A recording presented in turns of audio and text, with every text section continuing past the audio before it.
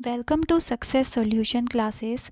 Today we will learn one of the chapter of the class 11th economics NCERT, that is Indian economy on eve of independence, and I have taken the sources of NCERT for preparing this chart notes जिससे कि आपका one time revision easily हो जाए.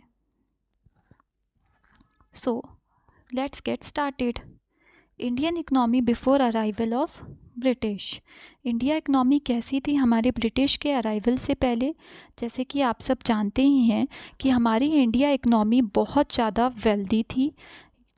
यहाँ पे abundant amount of cotton, silk, metal, ornaments सब कुछ था ब्रिटिश के अराइवल से पहले.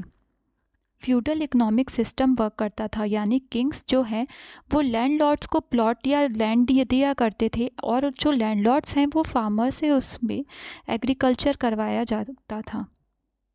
सोशल अरेंजमेंट कैसा था? सोशल अरेंजमेंट कास्ट बेस्ड था, ना कि money based.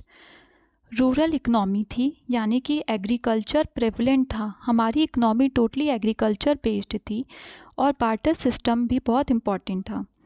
Division of labour work किया करता था, यानी जो जिस काम के लिए बनाया उसे वो काम दिया जाता था.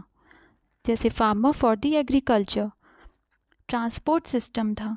ट्रांसपोर्ट सिस्टम बुलक कार्ट्स के थ्रू और शिप्स के थ्रू हुआ करता था. इंटरनल ट्रेड में ज़्यादा पेरिशेबल आइटम्स को प्रमोट किया जाता था जो कि जल्दी ख़राब ना हो पाए. एज यू नो, तब ट्रांसपोर्ट सिस्टम उतना स्ट्रॉन्ग नहीं हुआ करता था.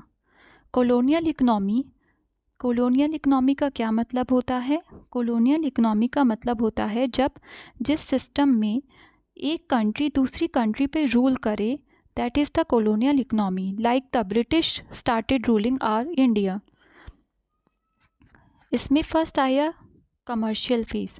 Commercial phase was the phase जहाँ पे ब्रिटिश ने हमारी इंडिया को बैटल ऑफ प्लासी में हरा के यहाँ पे अपना आधिपत्य स्थापित कर लिया, यानी अपना पावर बना लिया था, जिसके कारण हमारी इंडिया की सारी जो भी इकनॉमी थी वो अपने कंट्री के भले के लिए यूज़ किया करते थे और हमारी कंट्री की वेल्थ धीरे धीरे ख़त्म होने लगी.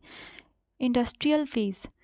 इंडिया में ब्रिटिश ने डिस इंडस्ट्रियलाइजेशन का कंसेप्ट स्टार्ट किया, यानी यहाँ की इंडस्ट्रीज़ को बंद करके जो भी रॉ मटेरियल हुआ करता था वो अपनी कंट्री में उसे ले जाया करते थे for protection. Financial capitalist.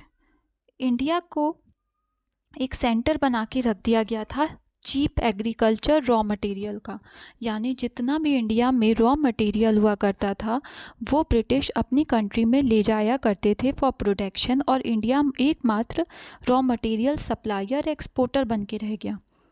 Economic development under colonial rule. Agriculture sector कैसा रहा? एग्रीकल्चर सेक्टर में ज़मींदारी सिस्टम जो थी वो प्रेवलेंट थी, यानी कि फार्मर से हैवी अमाउंट ऑफ रेंट या टैक्सेस लिए करते थे, जिससे कि वो स्लोली क्या होने लगे, बर्डन होने लग गए और उनकी जो प्रोडक्टिविटी थी या प्रोडक्शन था वो डिक्रीज़ होना स्टार्ट हो गया. इंडस्ट्रियल सेक्टर में भी बहुत बुरी कंडीशन थी.